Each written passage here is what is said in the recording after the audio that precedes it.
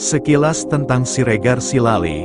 Silali adalah nama putra ketiga dari Ompu Raja Siregar, atau Toga Siregar.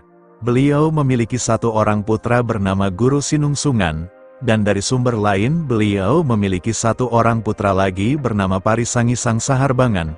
Jadi info dari versi yang lain, Silali memiliki dua putra dari istrinya Boru Panjaitan. Mereka bermukim di Muara, Kabupaten Tapanuli Utara sekarang. Guru Sinungsungan memiliki dua orang putra bernama Raja Manaham Laut dan Raja Pamoto. Yang ini balnya ada di hutan Nagodang, Muara. Dari ompu kita yang dua inilah yang menurunkan marga Siregar yang menyebut diri dengan Siregar Silali. Pada ketika masa paceklik, Haleon, melanda Muara, banyak keturunan dari Siregar ini yang pergi meninggalkan Muara, termasuk keturunan Silali ini untuk mencari tanah yang lebih subur buat bercocok tanam padi dan jagung. Mereka mendaki ke Pea Harung daerah Paranginan sekarang, sebagian lagi meneruskan perjalanan sampai ke Siborong-Borong, dan membuka Huta Lobu Siregar. Ketika ada pertentangan dengan klan Sibagot Nipohan, para keturunan Siregar ini meninggalkan Lobu Siregar dan melanjutkan perjalanan sampai ke daerah Pangaribuan, sebagian lagi pulang kembali ke Pea Harung dan ke Muara.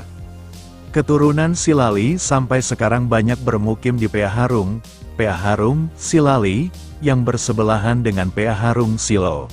Sedangkan di Muara huta-huta mereka antara lain adalah Huta Nagodang, Silali Toruan, Bariba Niaek, Silaka II dan sebagainya. Sebagian lagi, khususnya keturunan dari Raja Pamoto, ada juga yang bermukim di Pulau Sibandang, Muara, malah ada yang sampai ke daerah perbatasan Humbang, Dairi, tepatnya di Siriaria, yakni keturunan dari Raja Pamoto, Guru Sinanti. Tentang marga Ritonga, pada tahun 2018 silam marga Ritonga mengadakan konferensi Ritonga di Jakarta, yang juga saat itu dihadiri oleh Siregar Silali baik dari keturunan Manaham Laut maupun dari keturunan Raja Pamoto.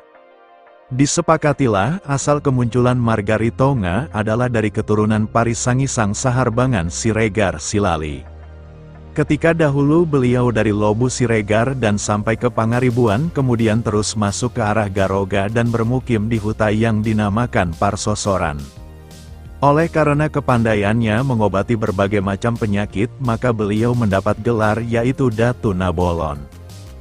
Dan karena rumahnya yang beratap ri, ilalang, berada tepat di tengah-tengah huta Parsosoran, maka orang memberi gelar lagi kepada beliau dengan sebutan Ritonga, rumah beratap ri yang ada di tengah kampung, sehingga sampai sekarang keturunannya menyebut diri dengan nama marga Ritonga.